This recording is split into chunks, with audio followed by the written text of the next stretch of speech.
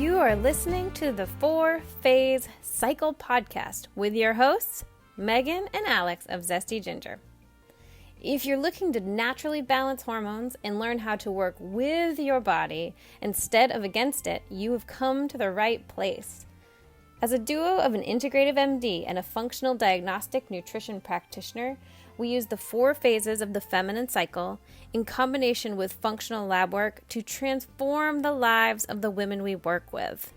Just a quick reminder though, this information is not intended to diagnose, manage, or treat disease. Always consult with your own doctor before making changes. Ready to take control of your health? Let's get started. Hi there, Alex here. Thank you so much for joining me again. This is class 5. I can't believe it. We are just coming on through and learning all sorts of stuff. Hopefully you guys are finding this really helpful. Okay, so today we are going to talk about the rise phase, which I know I'm a little bit biased, but honestly, I love this phase. I love when I'm in it because I feel like when I've really taken the time to do the planning that happens in the release phase, then the rise phase, not only do I feel good physically because of, the body is kind of making you feel that way, but it's also really great mentally because with the plan, I just get out of the gate and I get so much stuff done that then I really can relax when the time comes back around, and it ends up working really well for me because I just don't run myself into the ground like I used to.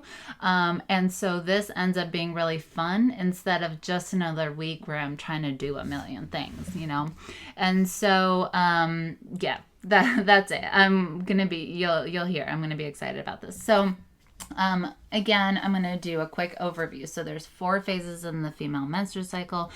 We talked about the release phase, which is phase 1 last week, and that is all about, letting go of what no longer serves us and beginning to listen to our internal voice of where we are going next. It's also a time that the body physiologically sets up the entire cycle and begins to recruit all the eggs that will begin to develop for this cycle. So our ovaries are recruiting about 8 to 10, maybe up to 12 eggs every cycle to get this process going. And so that was the release phase. The second phase is the rise phase, which we're going to talk about today. Third phase is the plateau. And then the fourth phase is pause. Okay? And then that whole thing repeats over and over and over again. So, we are now on the rise phase, and again, we're going to talk in this particular class about what's happening inside the body and what we need to focus on. But then again, once we're done talking about the phases in kind of detail and what's happening, then we're also going to circle back around and talk again about what all of the different movement goals, rituals, and mental aspects that go into this. And so that will all be coming up. So get excited. All right. So rise phase, it's the second phase, and on an average 28-day cycle, it's going to be day 7 through 14. And if you don't have a cycle, then that's going to be from the quarter moon to the full moon. Okay. The rise phase ends when you reach ovulation, if you do ovulate. So however long that is for you, that's how long that's going to be. And this rise phase is by far the most powerful, extroverted, decisive time that you're going to have. So it's really great to get in that mindset where you're like, all right, this is my time. I'm going to just make things happen. And the reason you can do that is because you've gotten really clear about where it is that you want to go in the previous release phase. Okay. So this is the time you're going to move, you're going to create, you're going to build, and you're going to command the respect and the, reverence that you deserve. And that is a really, really, really good feeling. And I think is what we're ultimately going for feminine equality, right? We just want to have our voices be equally heard. And everyone deserves that right to have. So this is our time. And that really is a little bit akin to what's happening in the ovaries for us physiologically at this time. So there, as we talked about in the release phase, there starts to be the development of different eggs inside the ovaries and early on in the cycle.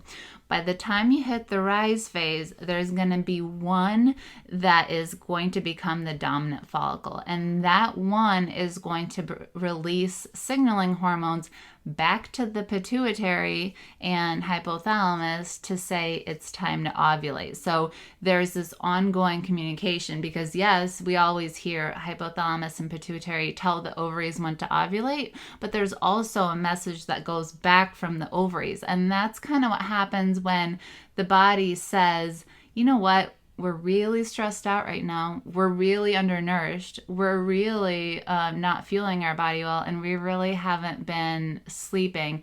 And because we're under attack, now's not the time to do any of this. And so that's why, obviously, when you talk about hormone balancing, every single program that you see is going to be talking about how you sleep, how you eat, how you, all of those basic life things, because that's how your body is going to read the circumstances that you're around, the conditions that are present, and it's going to make decisions on what happens. And so that conversation is starting between the dominant follicle and then your brain and what's going on at the hypothalamus and pituitary. Now, your ovaries, generally speaking, take turns making the dominant follicle. So you could have like right, left, right, left, right, left. Like you can, it doesn't have to be 1-to-1 necessarily. And that's why a lot of women, it's actually a source of frustration because they'll be going along, we're having spotting.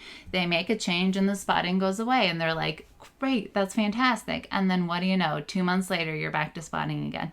And what that usually represents is that your left and right ovaries, just like your left and right kidneys or your feet, can have different levels of function. If you hurt your foot, you're going to limp, right? And it's going to be that. So for me, for example, I've had a lot of damage to my right ovary. I don't generally ovulate very much from that ovary. So sometimes when it's that month and I'm a little bit, my reserves are down, I will sort of backslide into things like spotting because my right ovary just doesn't have the same amount of function left that my left one does. And, that's a bit unfortunate, but that's just how it is. And that's the power of understanding your body. It's not like, oh, I made a change, like I took out dairy and gluten, and all of a sudden now I'm like, oh, this just isn't working, I'm spotting again. It has nothing to do with the food necessarily. It has to do with the function of the ovary. So when you understand that, it actually makes your life a lot less frustrating.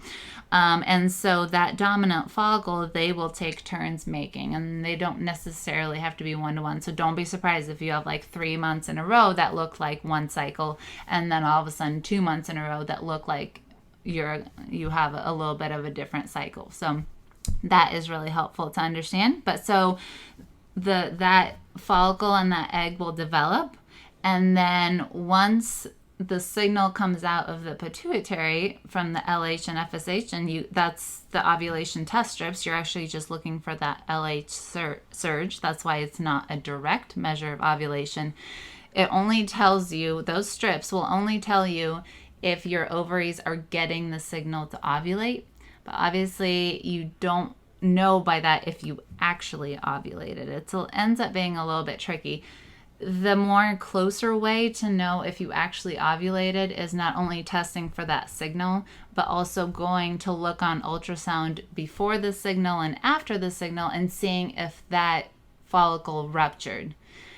It's still not 100% though, because that follicle could rupture and the egg could either be not mature or what that follicle was empty and it just looks like it released an egg, but it's a pretty darn close approximation when you look at everything. And so if you're really having questions, going to work with a reproductive endocrinologist that is familiar with doing these kind of things can be really helpful. But I just want you to understand what we're testing and what that actually is looking at. Okay, so if you've been doing the LH strips, that surge from the pituitary is what you're looking for. And then for the most part, in most normal women, that LH surge will lead to ovulation. Sometimes people will have an LH surge that's a little bit meh. Like you can kind of detect it on the strips. You'll see there's a little line, but it's very faint. And it's just not enough of a signal that the ovaries get that signal to release the dominant egg. And that can be a cause of anovulation and spotting in your cycles and all of that stuff. So it gets, obviously, when there's changes, it can be a little bit of complex, but hopefully that's just enough information to have you understand what we're going for here and what we expect to happen and why that explains what is happening. Because this time is so resource intensive, like you are just doing in your body so much stuff. Like if you just think about what I explained, it's mind boggling that we actually can do all of this, right? So it's very, very resource intensive. And so that's why a big thing in the rise phase is going to be nutrients, and more nutrients. Like it's going to be, if you can do one thing about the rise phase to make it more successful, is try to eat as the most varied, nutrient dense diet you can possibly have, because then you're giving the tools that your body needs to carry out all of these processes. Okay. And then other points for inflammation we'll also talk about. And so while inflammation isn't as obvious as the release, kind of like you having your period is that in controlled inflammatory response, the rise phase is still heavily impacted by inflammation. So all of those signals that we talked about that your body gets, that explains to it whether now is a great time to have a baby or not, interfaces very closely with the inflammatory cascade. And so that's kind of, it's like having the cops out on the streets looking for stuff, and then they come back and tell the ovaries like, hey, you know what, now's not a great time, it's really not looking that good out there. Or yeah, it's great, like you should see everyone's just like chilling and they go to a job and then they hang out and everything's great, like let's do this is the time. And so that inflammation is going to be characteristic of this phase. Okay, so this focus. And so the rise phase, let's talk a little bit of homework now that we are actually getting into it. So the green juice, sorry, I had to stop for a second because I thought I wasn't recording and I was like, no, this is going to be the worst, but we're good. All right, so homework for the rise phase. We are going to have you fuel yourself with some green juice. So if there's nothing else that you do besides focusing on nutrient density, get yourself some green juice. Either make it or do the make it at home, and you can use, now it's summer when I'm recording this, so that everything's growing in my garden and stuff, but wherever you get it, from farmer's market, or you grow it, or you just get it at the store, whatever, get yourself some green juice and try to get as much variety as you possibly can. Okay, let's come back to a couple of things about the rise, and then we'll finish up on the homework. This homework, I'm kind of mixing it throughout this class just because it's related to what I'm talking about, but I'll recap, so don't worry about following along there. The rise phase, so if the release phase was all about releasing what no longer serves us and picking up conscious goals that we want to do, the rise phase, with all of that buildup in hormones, the action in your ovaries, the action in the pituitary, the adrenals, and all of that comes into play, is setting you up to be as active and successful and action-oriented as you can be at that time. So this rise time is all going to be about expending that energy in the most efficient and smart way possible. So many times our ladies come to us and they're really just trying to be everything. Like they got young kids, but they're trying to build their career. They're trying to be a great wife or partner. Like they're trying to get it all done. And that is a really depleting and stressful way to live if you don't kind of consciously make decisions day to day what it is that you're going to spend your time on and what you're going to say no thank you to. And when you have taken that time in the release phase to make those decisions, then with that much shorter and more focused list, that's when you're going to get to action. And so when we circle back around in the later classes, when we talk about our movement goals, rituals, and mental health activities, we are really focusing on being very clear about what it is that we're doing. So what I would like you to do this week is begin to be a little bit more deliberate in what you take on for yourself. So in the release phase, hopefully you have done some introspective work and have thought through what goals are most important for you.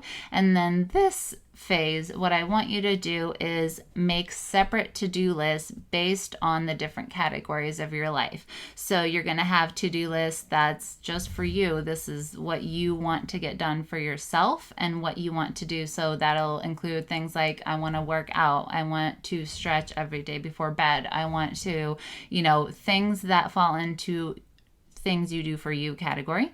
And then you're going to have things for work. If you go to work, you're going to have things to do around the home. If you're going to be at home doing stuff, plans that you may have for your kids. But the whole idea is not to put everything that you could possibly do on those lists. You want to split them up very discreetly and then only pick the few things that are going to give you the biggest bang for your buck to where you most want to go. All right.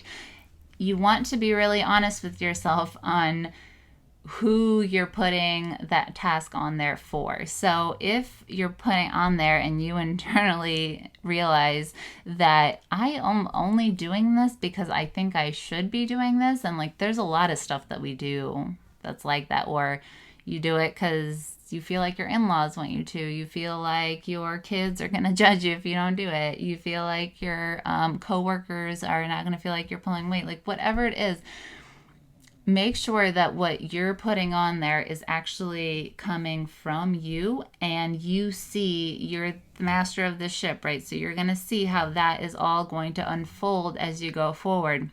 Even if you don't have all the steps, you're still consciously picking the things that are going to be most impactful for you. So, one of the hardest parts of doing this is all the stuff you don't put on that list. And sometimes what I like to do is I sit down first and make a brain dump of like everything that I feel like is hanging over my head. And then I very consciously then go create my to-do list for that phase or that day or whatever it is. And I keep it really tight. And sometimes it's very hard to do that picking. And that is kind of the most impactful part of doing this exercise, is all the things that you say no thanks to. And so what I'm asking you to do is not easy, basically. I want to acknowledge that, but this is how you're going to get the most out of your life and the most out of your health, because you have, I don't want to encourage limited thinking, but you do have a limited amount of time to devote to things, and you do have a limited amount of energy. You just can't do everything yourself, and so that is an important thing to realize that this is how you're going to operate from now on, even if you haven't done this in the past. And you'll see very quickly that all of those things that you leave behind didn't really matter anyways, and you're going to be fine with it. But it takes a little bit of time to get used to living in that way and making sure that you are kind of it at first feels like you're just missing the boat on a bunch of stuff, but you'll see that eventually it ends up being that those things were left off that list for a reason, and that you didn't really need them. And if you find that you do, you can always pick things back up. You'll always have that right, and you always have that choice, but at least we want to make things very streamlined as much as we can for ourselves. All right, so let's do a little quick homework recap. it's going to be nutrients. Okay, so you're as much variety and density as you can get. And so if you've been stuck in a rut with buying the same 5 veggies for the week and making them, branch out. Try to swap one of them out for something new. Try a veggie or something that you haven't ever had in the past. Nowadays there's tons of recipes. You could literally stand in the grocery store and just Google something real quick. Like, just find a way to vary what you're doing. You can also swap out different teas and spices, and so cook the same thing that you normally do, but jazz it up with a bunch of spices that you don't normally expose yourself to. But teas and spices are great because they're so easy to add, and they're dehydrated plants, and so they're really nutrient dense for the volume that you actually have of something. And then green juice is an addition. And then this is actually kind of a advanced move. And I will do a separate podcast for this. But if you are familiar with an elimination diet or you have diet goals, this rise phase is the best time to start any sort of diets, because that is when you're going to be absolutely the most effective at it.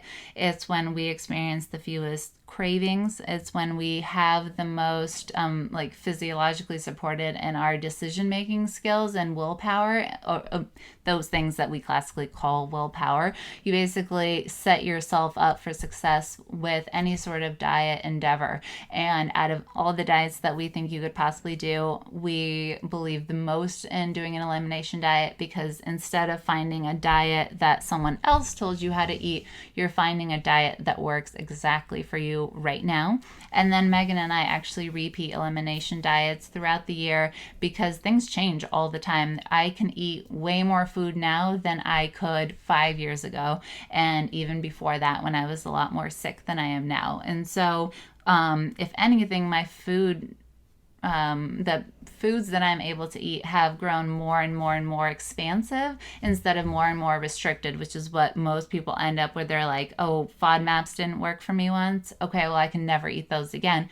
Where in reality, your body heals, your body changes, and there's a lot more stuff going on. So having an elimination diet protocol that works for you at your disposal is going to be a tool that serves you for all the years to come. So this rise phase is a great time to take on that endeavor. And our 4-phase cycle detox, obviously we work through step by step how to do this, but you can totally do this on your own as well. There's absolutely nothing stopping you from finding out how to do an elimination diet and going for it. And this is the best time for that. In any sort of dieting or working out endeavor that you're trying to do, this phase is going to be the phase where you really start, because once you start off with that powerful kick, we'll talk about in the phases that follow how to stick with this so that you gain traction, momentum, and you really set yourself up for success, rather than starting at a point where you're like inherently setting yourself up to fall off the wagon and not quite get into it in the way that you would want to. So this is an awesome week. Hopefully you guys are, when you come around to it, you're excited. You're just so ready to kick into high gear and make positive changes in your life. So let's keep going with these. The next class is going to be all about the plateau phase. And then we'll come back around and give you all sorts of more actionable items to start living in sync with your cycles more. So thank you for joining me this week again. I am loving this. Hopefully you guys are finding this helpful. Come say hi to us over on social media. It's zesty_ginger over on Instagram. Or you can email us support@zestyginger.com. All right, see you ladies later. Hey, thanks for stopping by this Podclass. If you are ready to dig deeper into your health, really understand your cycle, stop guessing with random supplements, and start testing, our Healthy Hormones group starts September 27th. You can find more details at zestyginger.com/healthy hormones and find out if this is the place for you. And as always, we offer free 20-minute consultations, so jump on the phone with us and we'll help you decide if it's a good fit.